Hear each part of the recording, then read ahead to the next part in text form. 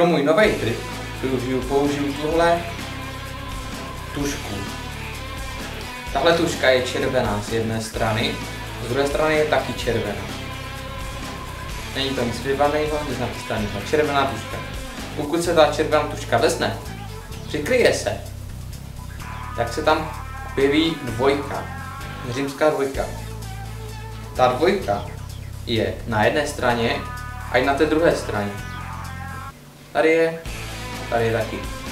Tady taky. Pokud vezmeme římskou dvojku, přikryjeme ji, tak dvojka zmizela. Už není ani tady, ani tady.